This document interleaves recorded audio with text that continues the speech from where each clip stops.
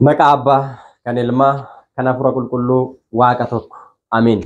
Kabajamtootaa fi jaalatamtoota maatiiwwan Waaqayyoo, ijoolleen tawaahidoo hundumti keessan lafaa fi bakka jirtanitti nagaa Waaqayyoo isiniif haa baay'atu. Akkam jirtu galanni ulfinni Waaqayyoof haa ta'u. Ani nagaa gooti.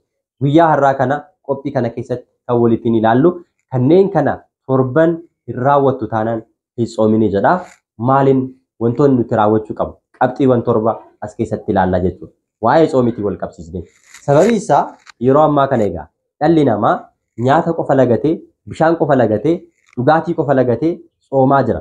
Tsoomni akkanaa immoo fudhatama waan hin qabneef kanneen kana torbanis itti dabalachuun nurra jiraata jechuudha. Kanaafuu kanneen kana torban hin raawwattu taanaan hin tsoomin. Tokkoffaan nama jibbita taanaan hin tsoomin. Nama jibbaa tsoomiin tsoomamu. Gonkallee Waaqayyo biratti gatii nuuf kennisiisuu hin danda'u waan ta'eef. Wandimmuun የሚጠላ ሰው ነፍሰ ገዳይ ነው. Obboleessa isaa kan jibbu namni akkasii inni ajjeesadha. Namni akkanaa Waaqayyoon bira abdii tokkollee hin qabu jedhee tokkoffaa Yohaannis boqonnaa 3 lakkoofsa 15 irratti akkuma dubbate nama jibbaa tsoomni tsoomamu Waaqayyo biratti gatii tokkollee hin qabu waan ta'eef iyyuu kanaafuu maal gochuu qabna? Nama jibbuu dhiisuudhaan tsoomuu qabna jechuudha. Akkasuma egaa namni ani ifa keessan jira jechaa obboleessa isaa immoo jibbuu ammayyuu dukkana keessa jira jedha. Tokkoffaa Yohaannis boqonnaa 2 lakkoofsa 9 irratti. Namni nama jibbu dukkana keessa jiraata. Dukkanni immoo cubbuudha. Cubbuun immoo du'a namatti fida. Duuti immoo si'olii nama galcha waan ta'eef nama jibbaa tsoomii tsoomamu gatiin. Kanaafuu nama jibbuun nurra hin jiraatu. Namni Waaqayyoon nan jaaladha jedhu obboleessa isaa immoo kan jibbu jira taanaan namni akkanaa sobduudha. Obboleessa isaa isa argee hin jaalanne anaan akkamitti na argee jaalachuu danda'a? Tokkoffaa Yohaannis boqonnaa 4 lakkoofsa 20 irratti. Kanaafuu walii keenya erga arginee waliin jaallanne Waaqayyoon isa dhoksaa jirutti akkamittiin jaalachuu dandeenya ree? Tsoomii tsoomnu kana keessatti nama jibbuu osoo hin ta'in kan jibbineen iyyuu araaramnee gaabbii hin qulqulloofnee tsoomuu danda'u nurra jiraata malee nama jibbaa tsoomuun hin danda'amu. Garuu yeroo tokko tokko gaafiin ka'u jira. Innis maalinni ani yoo nama jibbuu baadhe yoo namni na jibbe hoo obboleessi kiyya yoo na jibbe hoo maalan godhe kan jedhu gaafiin ka'uu danda'a. Isaaf immoo deebiin kunooti. Ati garuu garaa keetti obboleessa kee hin jibbin dhugumaan nama balleessaa isaa hubachiisi malee sababii isaatiif cubbuu ofirratti fidinii jedhee seera lootaa boqonnaa 19 lakkoofsa 17 irratti kaa'e. Ati garuu garaa keetii maaliin godhe nama hin jibbin yoo inni si jibbeeyyuu yoo inni si hadheesseeyyuu yoo inni sirratti ka'eeyyuu ati garaa keetiin nama hin jibbin garuu balleessaa isaa badii isaa maal godhe ittimi hubachiisi jedha. Inni immoo yoo kan ni jibbu ta'e gatii hojii isaa ofumaa isaatii ni argata waan ta'eef. Qabxii lammaffaan jaalala yoo hin qabaanne tsoome. Macaafa qulqulluu keessatti namni jaalala hin qabne Waaqayyoon hin beeku jedha. Waaqayyoon jaalala waan ta'eef. Jaalala ni beekna taanaan Waaqayyoonis ni beekna. Tokkoffaa Yohaannis boqonnaa 4 lakkoofsa 8 irratti. Kanaafuu tokkoffaa irratti jaalala qabaachuu qaba. Wal jaalachuus qaba. Michoota koo jaalalli kana Waaqayyoo waan ta'eef kottaa waliin jaalanna. Namni jaalatu immoo hundinuu mucaa Waaqayyooti. Ijoollee Waaqayyoo ta'uu keessanis kanaatiin ni beekamtu jedhee tokkoffaa Yohaannis boqonnaa 4 lakkoofsa 7 irratti akka dubbate wal jaalachuun nurra jiraata.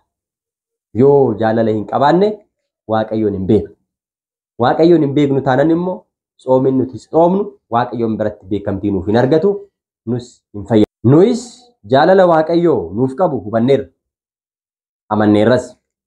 Waaqayyos jaalala.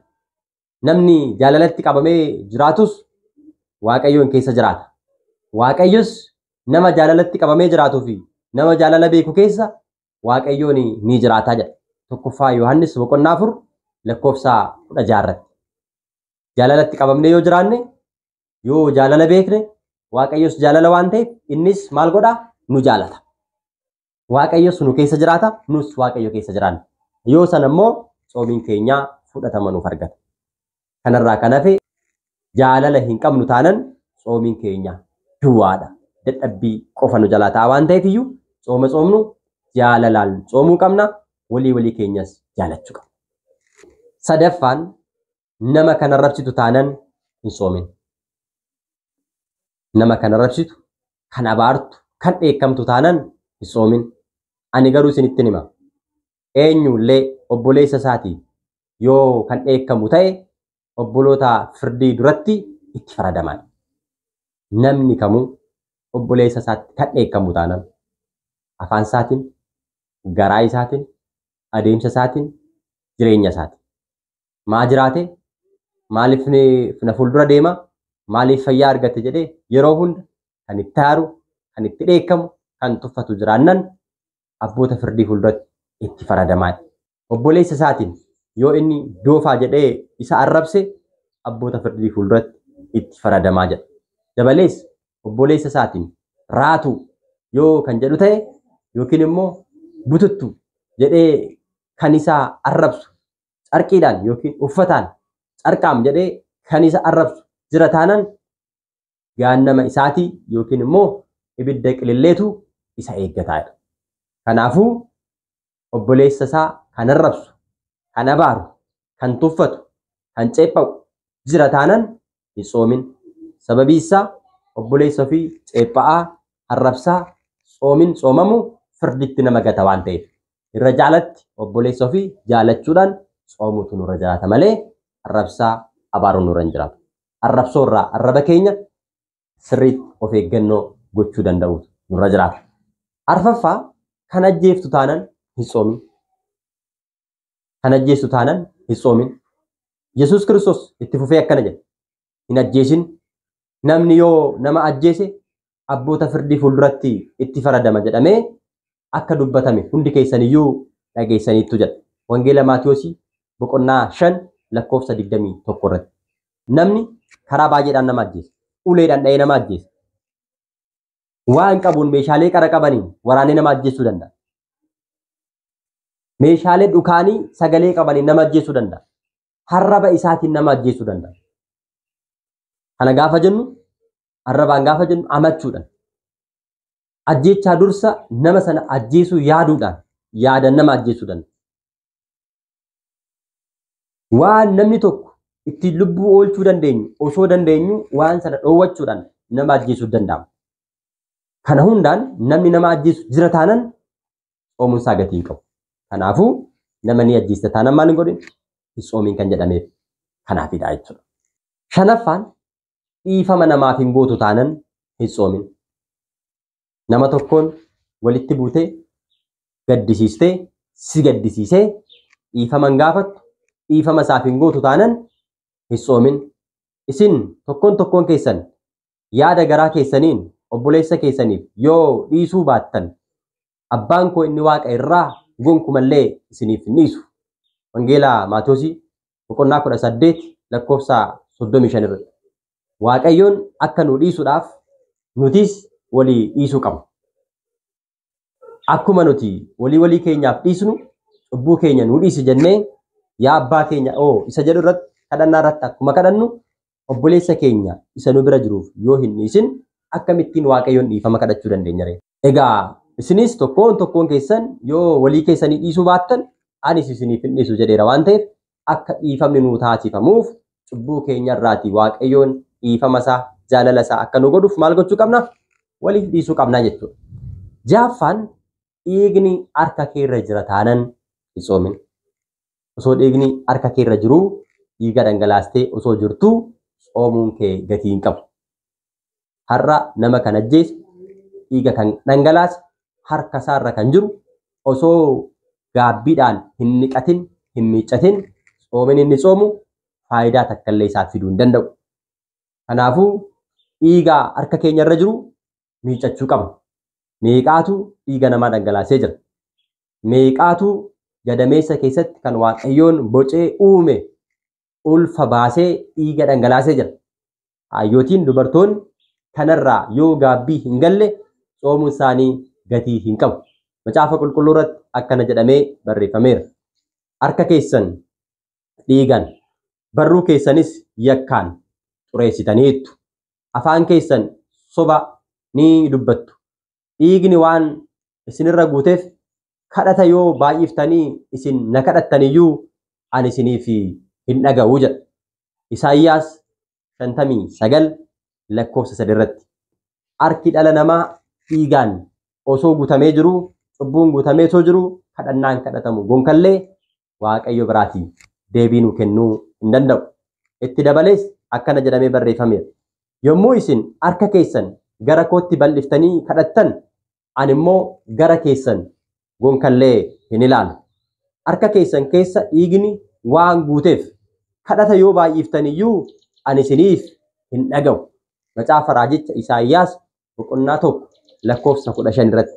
Kanaafuu kadhannaan keenya akka nu dhagahamuuf dhiiga harka keenyaa keessa jiru miiccachuu qabna. Kanaafuu badii balleessine hundaaf, waan raawwanne hundaaf, dhiiga namaa dhangalaasne hundaaf gumaa baafnee Waaqayyoon gaabbiidhaan dhiifama gaafannee cubbuu irraatii gaabbiin yoo qulqulloofne malee kadhannaan keenyas gonkallee nuuf hin dhaga'amu jechuudha. Kanaafuu dhiigni barruu kee harka keerra jira taanan soomuun kee gatii hin qabu. Kanaafidha hin soomin kan jedhame. Torbaffaan qoricha namatti goota taanan hin soomin. Namni qoricha namatti godhu, namni nama dawweessu fuula Waaqayyo fuulduratti abaaramaa waan ta'eef. Seera keessa deebii boqonnaa 18 lakkoofsa 11 irratti namni nama dawweessu, namni ekeraa dubbisu, qaalluun yookiis namni warra du'an waamu eenyullee saba kiyya keessatti hin argamin. Namni akkanaa jira taanan saba kiyya keessaatii abaaramaadha jedhee seera keessa deebii boqonnaa 18 lakkoofsa 11 irratti kaa'eera. Dabalataan wanti kun lamaan garuu dingata guyyaa tokkotti sitti ni dhufu. Ijoollee kee dhabuun kee fi haadha hiyyeessaa ta'uun kee hin oolu. Isaan kun hundinuu waan gaanii fi sitti ni dhufu. Warra qoricha namatti godhan baay'ee yoo qabaatteyyuu warra nama dawweessan danuun yoo si bira jiraataniyyuu homaa si gargaaruu hin danda'an. Dha'icha jalaas si oolchuu hin danda'an. Isaayyaas boqonnaa 47 lakkoofsa 9 irratti. Kanaafuu namoota akkasitti waan faradamu qoricha namatti hin godhin. Mana matatii deemtanii, mana dabtaraa deemtanii, mana xonqaayii deemtanii qabeenya argachuudhaaf, fooqii yookiin gamoo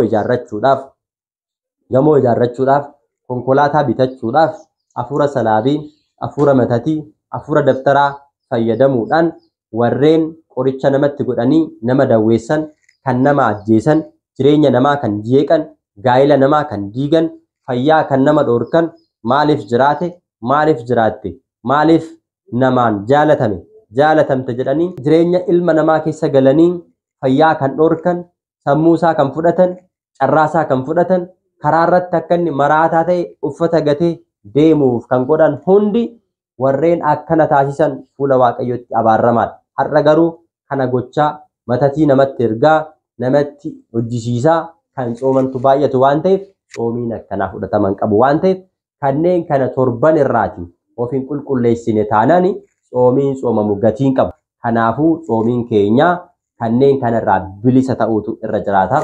Kanneen kanarraa bilisa osoo hin ta'in soomuun keenya dadhabbii yoo ta'e malee nyaata lagachuun, bishaan lagachuun keenya faayidaa hin qabu. Kanaafuu dursinee kanneen kanarraa gaabbiidhaan of deebisuu danda'utu nurra jiraata. Hundi keenya qalbii keenya jijjiirrannee akka gara Waaqayyootti deebinu Waaqayyoon nu gargaaru. Gaarummaan nuti biyya lafaa kanarratti raawwannu samii irratti mindaa ta'ee nu kaffalama waan ta'eef lafa kanarratti waan gaarii hojjechuutu nurra jiraata. Ammarraa jalqabnee waa namaa keessaa bahuudhaan gara Waaqayyootti, gara isa gaarii ta'e deebi'uutu nurra jiraata. Waaqayyoon hunda keenya nu gargaaru. Qalbii yaada laphee Liidiyaadhaaf bane hunda keenyaaf nuuf haa banu. Viidiyoo kana namoota hunduma biraa akka ga'uudhaaf sheer, laayik taasisaan warreen haaraa taatan sabiskiraayib gochuudhaan yeroo hundumaa barumsa isinis ni darbu hordofaa. Warreen immoo karaa iimootiin dhuftanii barumsa itti fufiinsa qabu koorsii barachuu barbaaddan liinkii as jala jiru tuquudhaan seenaatii kottaa nutti dabalamaa baradhaan affeerraa waamicha qophii kooti. Har'aaf xumureera. Yeroo biraa qophii biraadhaan hanga walitti deebinutti nagaan turaa galatoomaa baay'een isin jaalladha. Soomiin sooma nagaa sooma jaalalaa hunda keenyaaf Waaqayyo nuuf haa taasisu. Abbaaf ilmaaf hafuura qulqulluudhaaf galanni haa ta'u. Arras borus hanga bara baraatti. Amiin.